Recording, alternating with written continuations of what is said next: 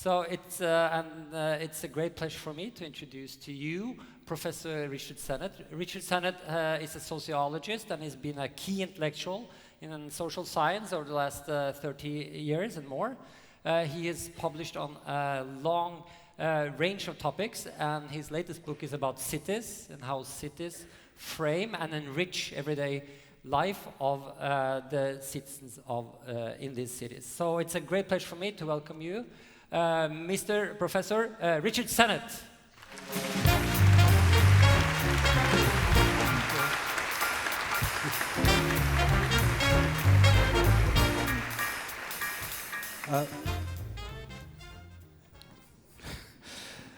Thank you. It's a real pleasure to come to talk to you today, particularly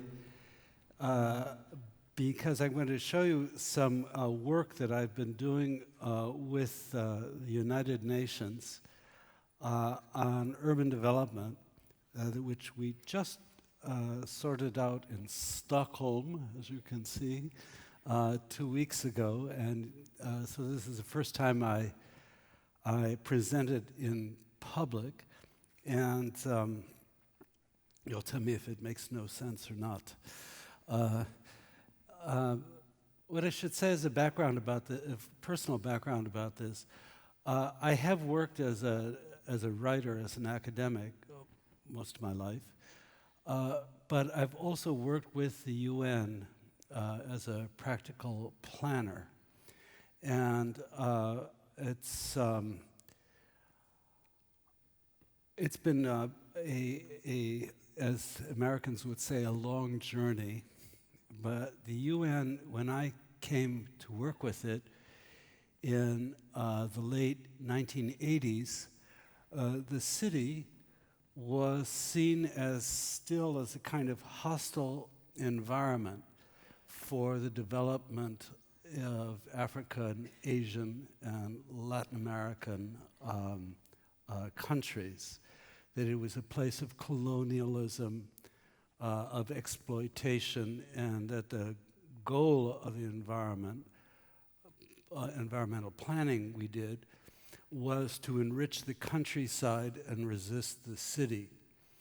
And over the course of this now, 30 years of work, that attitude has gradually dropped away, because the cities themselves, of course, have grown spectacularly in the developing world. And rather than look at it as the enemy, we've had to change our focus and look at it as how can we make cities more livable places for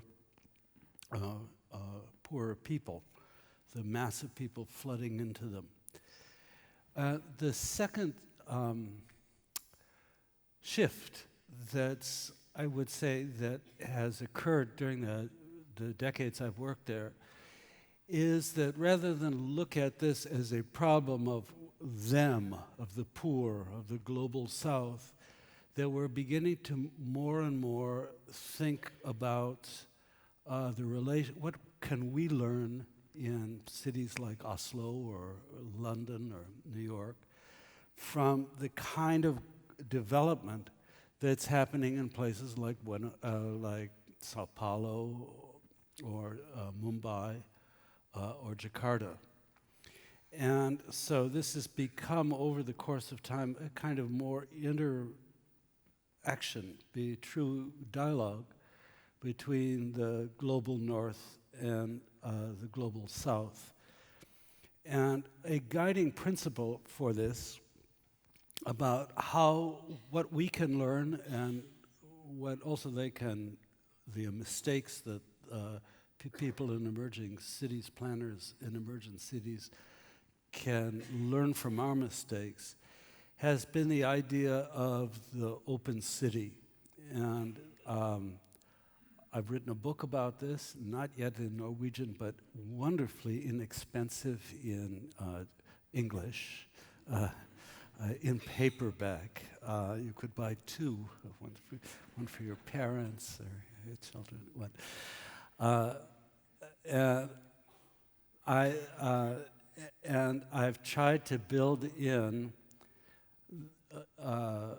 from that book to use some of its principles in articulating what the UN thinks, or my colleagues in the UN will think about how to make a city. And that's, as I say, we've just sort of sorted out some of the stripped down version of this in Stockholm, and that's what I want to talk to you about this afternoon. And I'm going to start by talking not about what an open city is, but what a closed city is. And the reason for that, does this work? Amazing. And the reason for that is that closed cities are the cities we know in increasingly in the global north, and that's what we're exporting, is certain ideas about closed form that have come to dominate North American and European planning of cities, are the things that our colleagues in the South are struggling with. And I'm going to show you what I think is this is the kind of master evil image of, does it work? Oh, it does. That's great. I distrust all technology, so yeah, you have to stay with me on this.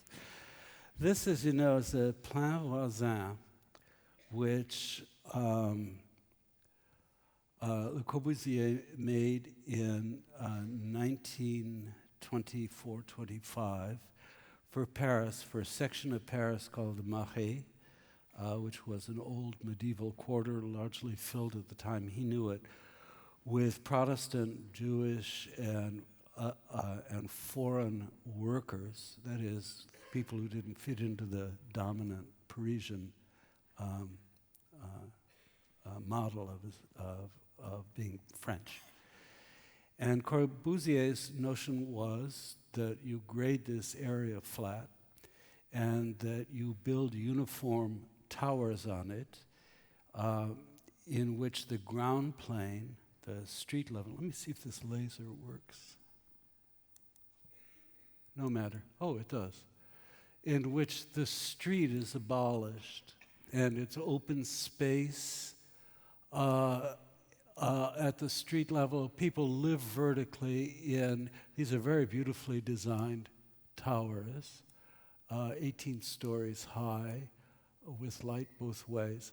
But as urbanism, they're evil because they destroy the human relationships between people. You don't relate to your neighbors, you don't relate to the street, because there is no street, it's just open space.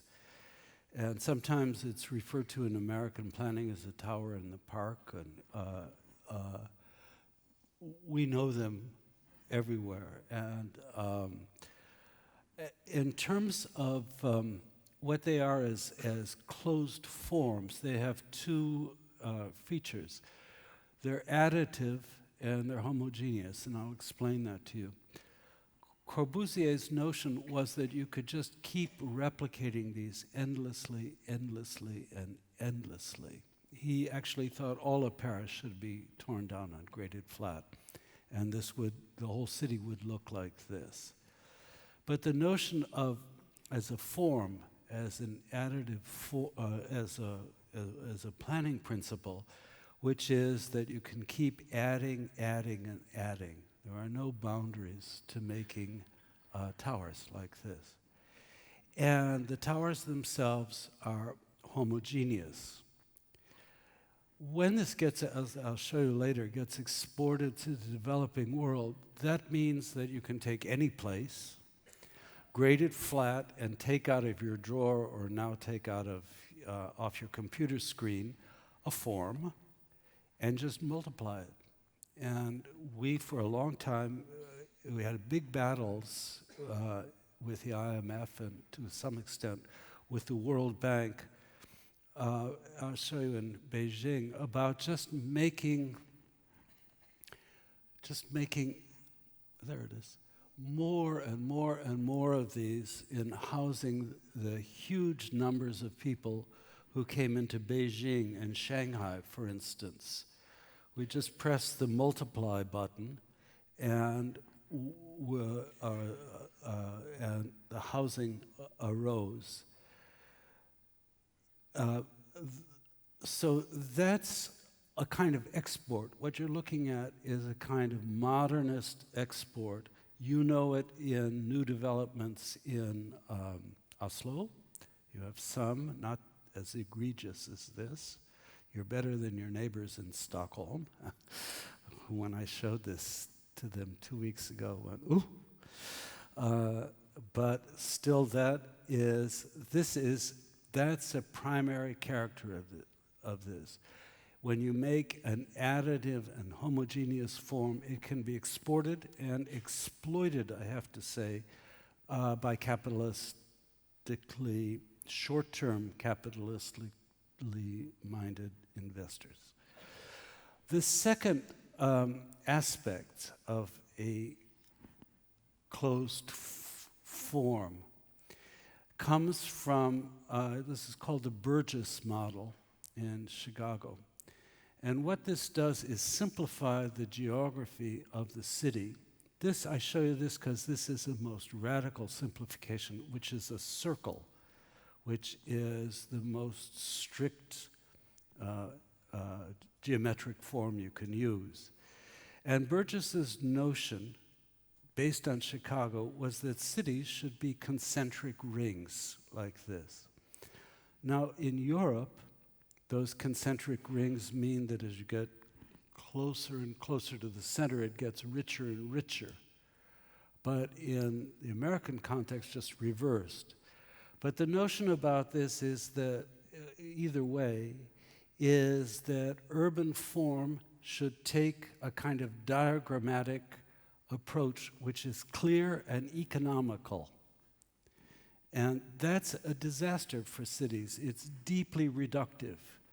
Over time, all the smudges and intricacies and complexities of people living together are erased for the sake of this kind of prescriptive, reductive planning. Most of the planning rules that I know about in places like New York or London or tend to try and go to this in the direction of this reductive model, so that each place represents an activity or a social group or so on in a clear form. So you are exchanging the actual lived complexities, the smudges of life, for a clarifying reduction. I'll give you another example of this. This is something where I keep distrusting this, I shouldn't. This is, you have a couple of these in Norway. There's a garden city in which, again, this tight relationship between a core activity and the periphery is established. In this case, the thing we like about garden cities is you can be an urban farmer and all of these interstices. But still what you're doing is eliminating complexity from them. Everything is zoned into that circular form. So the other thing I should say about this garden city thing is it represents a notion that a city can be conceived of in static rather than dynamic terms. And that has, I remember when I was working with people in Chennai in early 2000s, they said, well, what's it going to look like in the end? We were dealing with a housing project. And what's it going to look like when it's finished? And I said, well, it'll never finish. It should be capable of growing and changing constantly. They said, well, that's not planning. That's just development. Planning is about having a moment in which something is finally done and finished. And that's takes away the freedom of generations after the planners to live a life. They're inhabiting a dream made by somebody earlier without change, the capacity to change what they've inherited. So these are three elements of closed form that I think are bad exports from the West, from the global North to the global South. Additive, homogeneous structures, reductive geometries that tend to make sense of the city by simplifying its form, and static elements which can't grow. It's just, sorry, and I speak to you as a professor. The thing that's so interesting about this is that one of the people who made this, Patrick Geddes, when he was asked about the fact, so what happens after you die?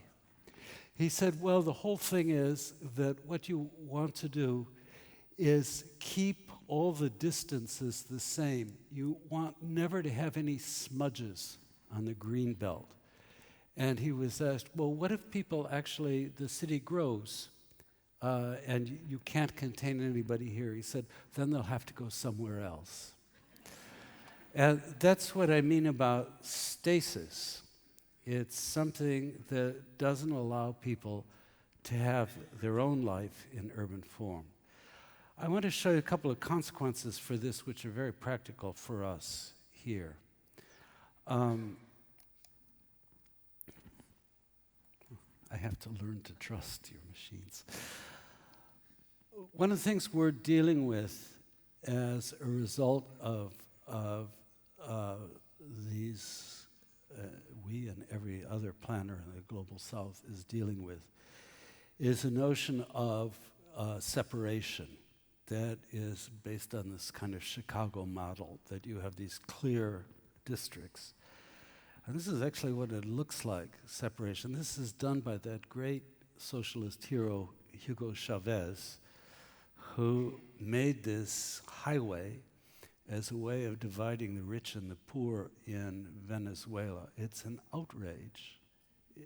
There's only, if you take a look at this, you see this one little bridge here?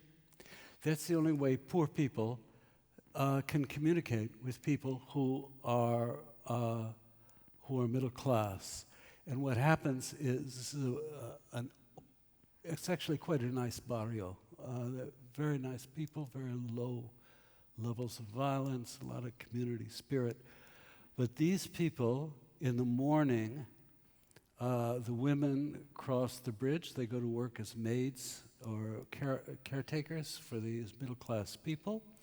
And at the end of the day, they cross the bridge and go back here. And there's no traffic the other way. Nobody goes into the barrio. So this Chavez highway it's like an urban wall. And of course we know this, that they function like defining barriers everywhere in the world. But here you see how charged that is in terms of class. And most of these people are long established in the city. Most of these people are newcomers. So this is a kind of political road, if you want to think of it that way. And what we're trying to do is to narrow the road and to put services that both of these communities use at its edge. So we built a health clinic here, got rid of the trucks, and we've reduced the road from 6 lanes, to 4. And over the dead bodies, I have to say, of the people who live here. But that is a kind of practical heritage of what happens from making a kind of clear, along that Burgess line, demarcation between different parts of the city. Here's another problem that we're dealing with, and this is endless additivity. This is Mexico City. This is an area that is a kind of perverse version of Corbusier's urbanism. It's the same typology repeated block after block. There's no center, and as you can see here, the streets don't function like social spaces. They just function as service streets. The actual life in this community is in the backyards of these slums. But this is also, very, very difficult problem for us, because it means that people within these communities can't communicate very well with each other. There's no there, if you know what I mean. There's no sense of where's the social place to meet. It's the same problem here, although the irregular nature of this development, this is squatter land, has meant that the complexity somewhat has allowed people to form kind of very micro relations with one of each other in these little lanes. Here, that hasn't happened. This is a depoliticized and desocialized area for that reason. There's just no way, there's no spatial orientation because of this.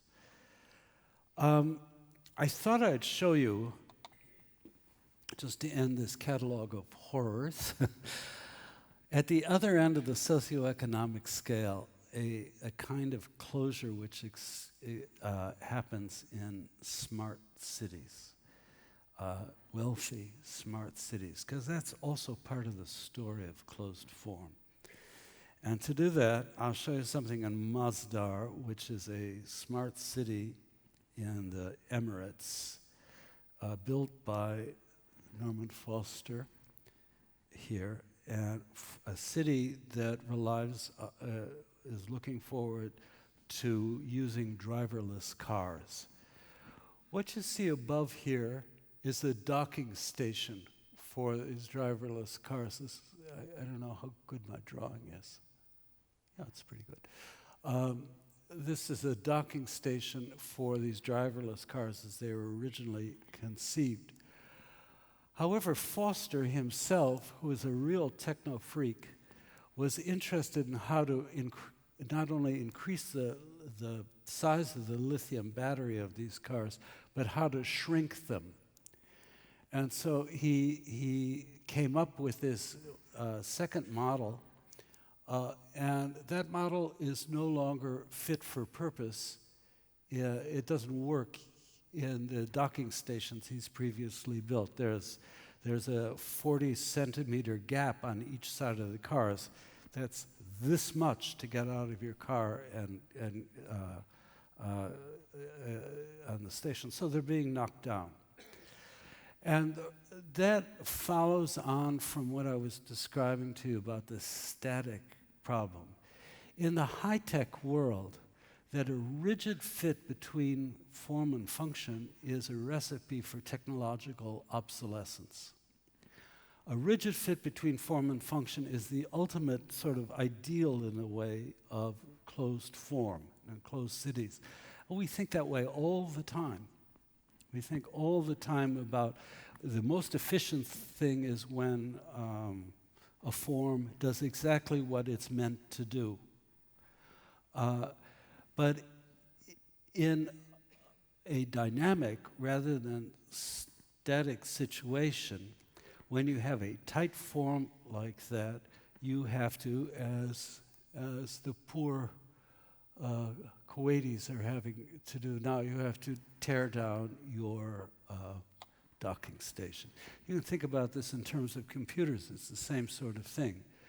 If you have a computer that absolutely is programmed to do X, Y, and Z and nothing else, and does that perfectly, when you want to do something different, you may have to get rid of the program or even the computer. Now that's good for Apple, but it's not good for you, that kind of technological obsolescence. And so the issue in closed form, either in making computing programs or in making a city, is how to have a looser fit between what planners call the program and the form. If I go, I don't know whether I can do this. Let me see whether this thing can go back. If you look at this, this is also an incredibly tight fit, this Corbusier thing. It does everything, the programming is absolute. And if you wanted to reprogram this, let's say, well, let's take an Oslo example, which just where we are. Say if you wanted to insert a health clinic here in the Opera House, you'd have to tear a lot of the Opera House down in order to do it. The form doesn't breathe that way. It's only for one thing, which is high art. Or if you go across the street and you ask how can those, not so very good restaurants, be turned into schools, because eventually this area there might even be children who lived here. God forbid. You would have the same problem, that the form is obsolescent. So that's what this whole issue is about, which is how can we open up cities in order to make them open cities rather than cities that suffer from these ills, many of which have been exported from the north to the south. I'll show you what my favorite open city looks like. This is Dharavi in Mumbai. It's a slum, or it's what people no longer call a slum. And it's a place, in a way, it's very unhealthy for poor people. The water quality is appalling. The electricity is intermittent. But it's a place people really value because living and working are exactly intertwined with each other. A family can look after their children while working on the street. What's interesting about this, I don't know if any of you have been to Mumbai or Bombay, you know that the whole city has office workers are delivered hot meals at lunch. And there's an incredible network of relays to do that.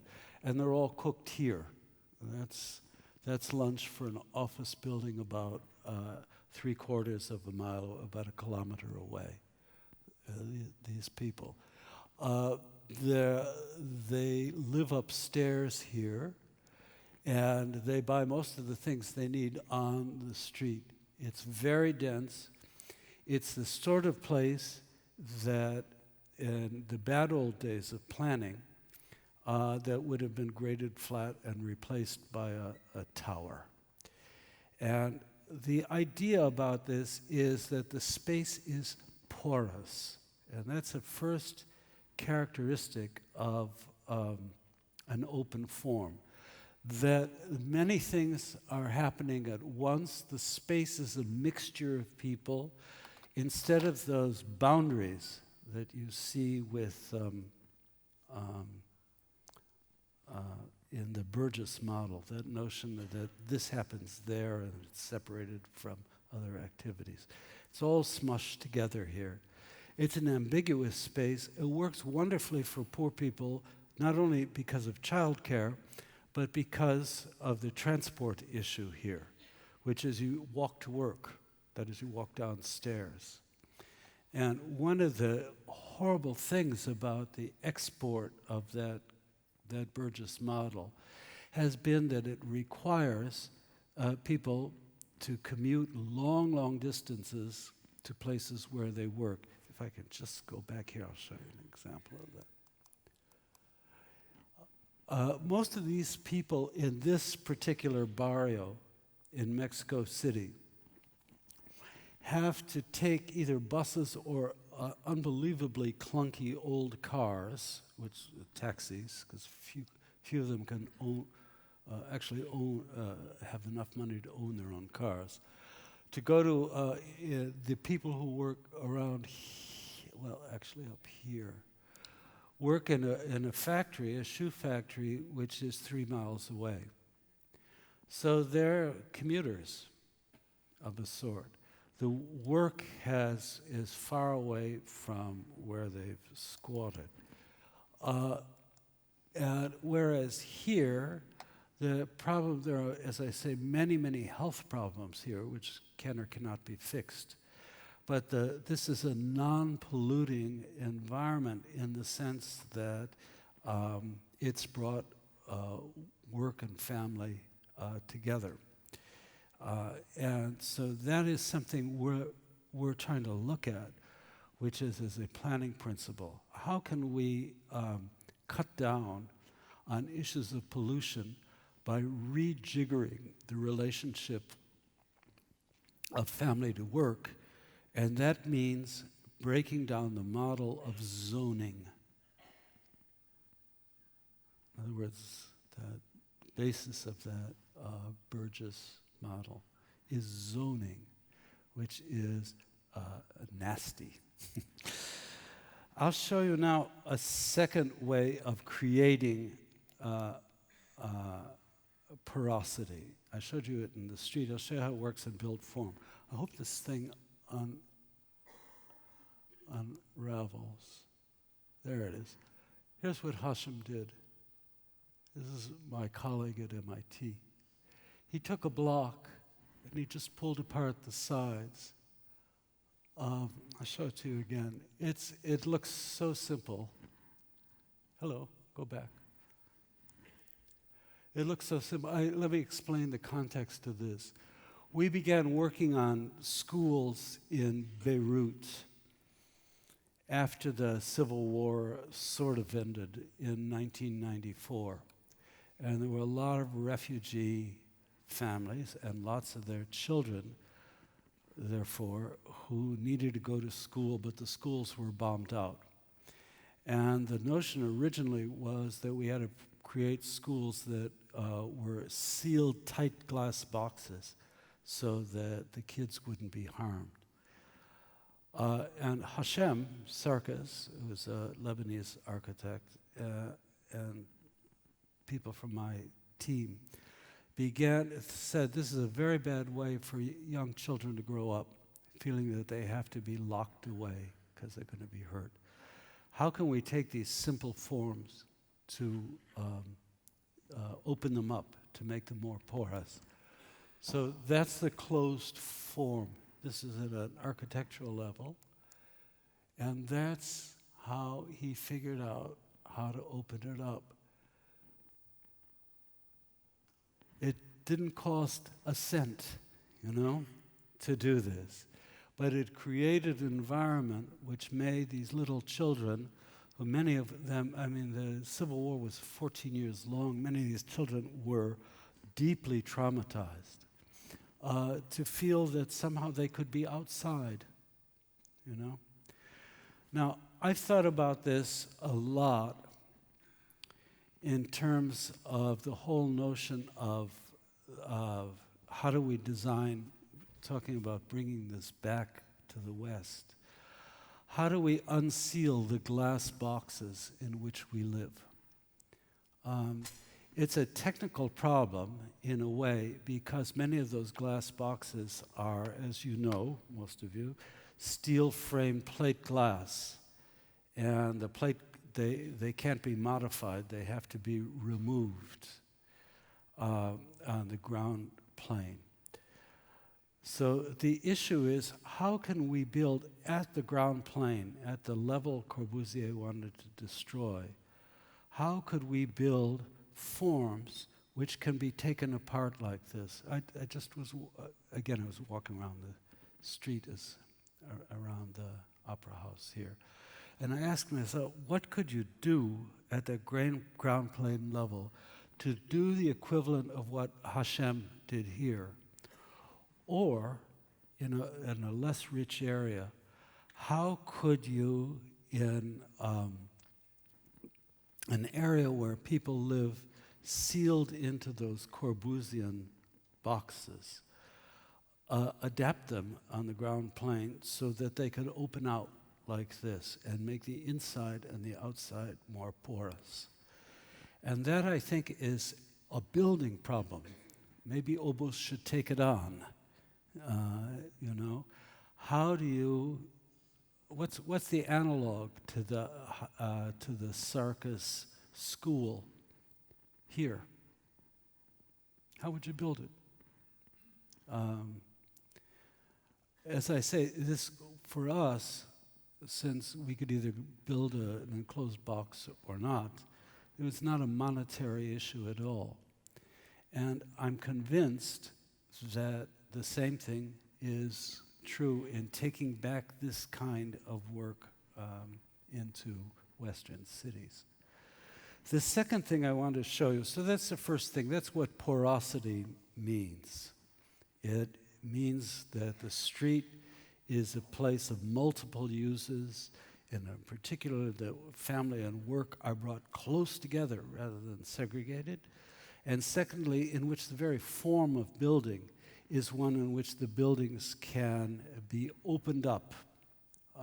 And the challenge is how we do in the West what was done as exemplified by Hashem's schools here. That leads to a second principle of open form, and this is a big deal for the UN. And let me see, is it gone here? Oh, good. I really am suspicious of this stuff.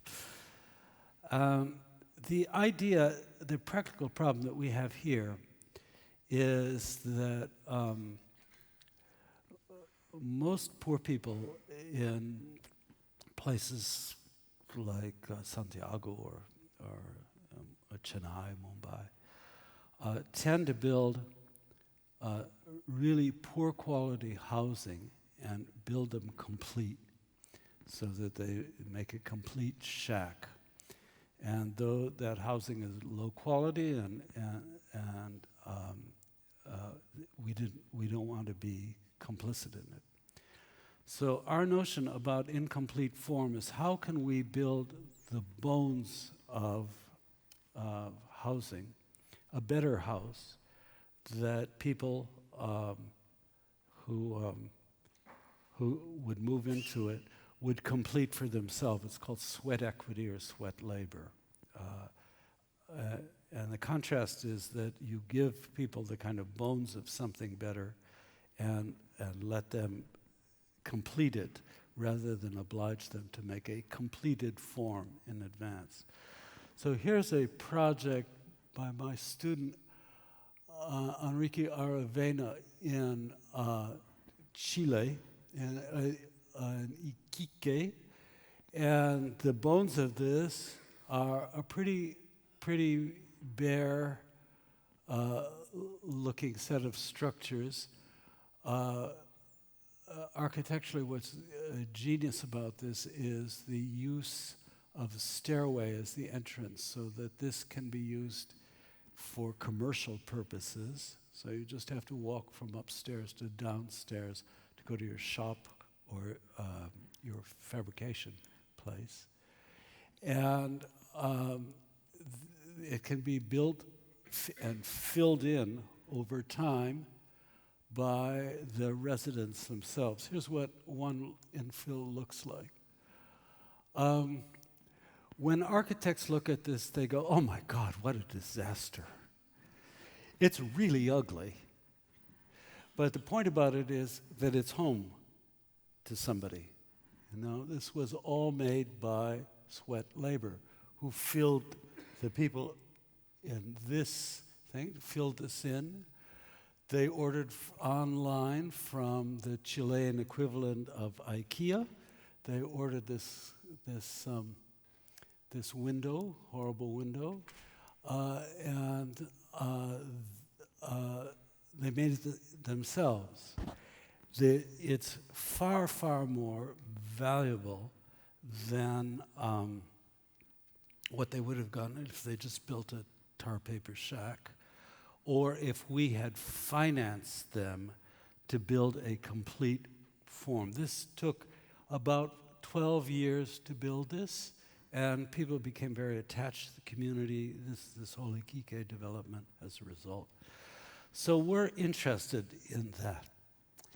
And I thought I would show you some northern examples of how infills work. One, if any of you are my age and you were in Amsterdam in the 1950s or 60s, you know, one of the most amazing things that was done there was the attempt by Aldo van Eyck to take these kind of abandoned spaces in Amsterdam and make parks out of them. That's the same space, and it's a rather amusing one. These are ladies who retired. This is a gin shop, and these are children playing here. I'm sorry to say these ladies favored the gin shop, but they also worked, it was quite amazing, but they also worked as kind of careminders for these kids. And what's interesting about Van Eyck's Park here is that this is not a playground in which the children are insulated from the street. They have to learn how to negotiate that edge. And they had to become kind of skilled urbanites under the watchful eye of these elderly ladies. I'll show you a project that when I was planning commissioner in New York that I pursued in the same way. This is an elevated highway. Below it here was Columbia University, and over here was Harlem, two communities that never met. And we took this infrastructure as an incomplete form and filled it in with this very ugly looking grocery store, the first in that neighborhood, so that what you had were both Columbia profs and people from Harlem standing in line together to buy a quart of milk. It's porous. It has, rather than preaching about racial integration or racial harmony, it physically does it. And I think it had a real social good for that reason. But it is something that requires looking at the city as a continually unfinished and perhaps unfinishable object. Again, to avoid that notion of completed form, of something representing one thing that it's meant to be. And so I'm not doing this. I'm too old. But my team is sort of scoping out where in Southeast Asia, in Jakarta in particular, if it doesn't go underwater, where we can do this similar kind of thing. So that is the aspect of incomplete form. Either building something that people can complete by themselves, or treating space as inherently incomplete, as in the Van Eyck Park, or using infrastructure not as something that's alien to dwelling, but something that is itself waiting to be developed for the purposes of dwelling, as in this fairway insertion. The last thing, God, I have to cut this short. The last thing I wanted to talk to you about is climate change and how that relates to open city form. And just as a background to that, we are trying now to focus all the activities that we do under the sustainable framework of the UN in terms of how they respond and manage climate change. And in that, that's not just cities, but everything we do. In that context, there is a discussion about the relative merits of focusing on mitigation or focusing on adaptation. That is, trying to roll climate change back or trying to deal with it as it happens. And I'm just going to show you one kind of project in which they should be complementary, but one kind of project in which there's a conflict between the two of them. I'll show you first an extreme example of mitigation. After Hurricane Sandy hit New York City, there were proposals for how to protect the city against the storm surge that had cast half of Manhattan into darkness and still has left very deleterious effects on the city. A problem which is not unique to Manhattan or to New York City, and it's by the way, one of the predictors for Oslo is that you will also, in about 10 or 12 years, 15 years' time, also be subject to this kind of massive storm surges. We can talk about that later. The answer is not to move. So one of the proposals for that was made by Bjarke Ingels, and that is to create a kind of necklace around Manhattan, a berm, which is a piled up rubble, mountain of piled up rubble, to keep the water out. And if you want to think about it as an analog, not entirely frivolous, the idea would be that it's the equivalent of Hugo Chavez's highway, that you can shut out the unwanted. That's the plan for the berm.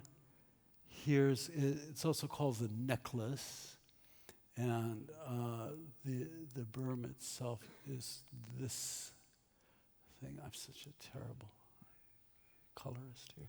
But anyhow, you can see the idea is that you don't build anything on this park, but that you shut the waters out. And the fantasy is that you can use the top of the berm as a park itself. He's a great presenter, Ingels, and so this is a very persuasive thing. The thing that's not so persuasive about it is that it assumes that you can make a static response to a moving condition. Climate change is very erratic, and its forms are very unpredictable in the short term, although long term it's absolutely predictable. And this berm, were to be built, is not high enough. And again, you see this problem of tight fit between form and function. It's built to be, I have to tell you, in feet, 16 feet, it's a little over 5 meters. And the last storm surge that was recorded in south of Manhattan was 18 feet. So again, it's persuasive in a way. It's trying to build your way out of suffering from climate change. But it suffers from this tight relation between form and function. Here's what my team did instead. They want to work with storm surges. They don't want to push them away. They want to plant all around Manhattan the berms, build up berms, which are planted with materials, with plant materials. Let the surge come, but sort of break it up and accept the fact that you don't know how high that surge will be. You can only try and work with it to break its force rather than to push it away. I'll show you another picture. This is so beautiful. Oh, I've come to the end of that. So that is, I would say, a more open way of dealing with climate change, this kind of adaptation. In the climate change world, as I'm finding out, people are putting a lot of emphasis on building your way out of climate change through mitigation. And some forms of that are possible. Ways to resurface roads in order, which repel heat and so on. But in general, our fantasy is that here's a problem and we can push it away, we can find a solution, which means we don't experience it. Whereas the open city version of this is that we have to work with something that's not wholly under our control. And that's finally what I want to say to you about this whole thing we're trying to do. The fantasies of planners in the 20th century were about control, about creating environments which were known, legible, which delivered, which were functional, and so on. That is not a viable way to think about a city. A city is a place which is, in some ways, beyond control, for good as well for ill. And what we want to do in planning, I think, is to find ways, just as with this climate change stuff, where we can be more adaptive to the way in which history unfolds in all its erratic and complicated nature. And that's what the proposals I've been talking to you about open cities, attempt to do. So that's what we've sort of agreed in Stockholm to pursue in the future, and you judge whether we fail or succeed. Thank you very much.